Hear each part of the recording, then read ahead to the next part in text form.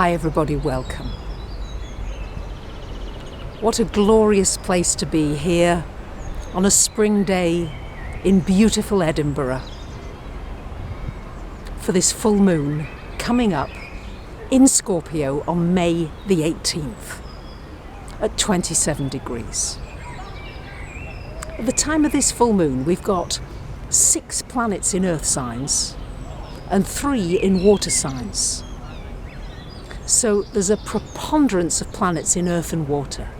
So it's time to appreciate Mother Earth, to be somewhere in nature. I hope you can hear these lovely happy birdies. I don't know about you, but when I wake up to the sounds of birds singing, it's just a glorious day. How could it be anything otherwise? So, earth and water, what's this about? Well, what kind of a garden are you growing? Is it a fragrant one with beautiful flowers? Is it dry? Has it not got enough water? Do you need to water your garden? Do you need to nurture yourself more? Or is your garden waterlogged and flooding with too much emotion, with too many things that maybe you're holding on to? Scorpio is always a time of release, of letting go, of surrendering. What do you need to let go of at the time of this full moon in Scorpio? We've got the Sun and Mercury in Taurus trine to Pluto, Saturn in Capricorn. It's a powerful aspect, this, and is wonderful for manifesting large sums of money. It's wonderful for your creativity, for manifesting something, for bringing something that you've been dreaming of into reality. It's a time to unearth your talents, your gifts. A full moon always brings to light things that you might not have wanted to look at. And it reminds me of the story of that Eckhart Tolle tells at the beginning of one of his books about the beggar who's begging for money. And he's sitting on this box, and this passerby says, "What's in the box?" And the beggar says, "I don't know." He said, "Well, why don't you look in the box?" He said, "There's no point." But the stranger insisted and said, "Why don't you take a look?"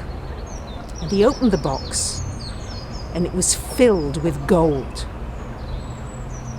What is inside you that is a precious treasure that needs unveiling at the time of this full moon in Scorpio? Mars is in Cancer, co-ruler of Scorpio being Mars, so it's time for nurturing. Time to remember to nurture yourself. It's also time to remember not to take things too personally. I have to speak for myself here, you know. Recently I spoke with a receptionist who one time was so warm and friendly, and the next time was very cold and abrupt. And I found myself taking it personally. What did I do? What did I say?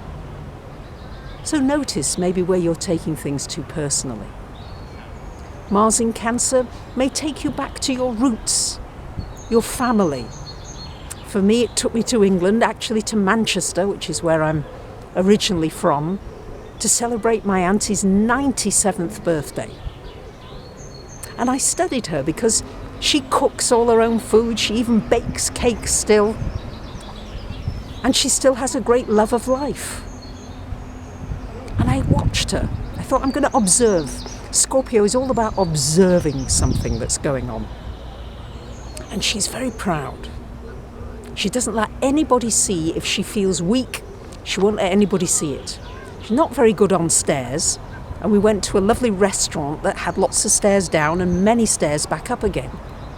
She didn't say a word, although she was almost on her hands and knees getting back up those stairs. She said nothing, and she made it. So there's a grit and a determination. So I'm going to ask you, where are you stronger than you think you are? Because Scorpio is about finding your hidden power, your hidden talents, your hidden strengths. So that's the challenge for you at this full moon in Scorpio. And I hope you'll enjoy the rest of this video with some of the gorgeous sights and sounds of this beautiful city, Edinburgh. Bye for now.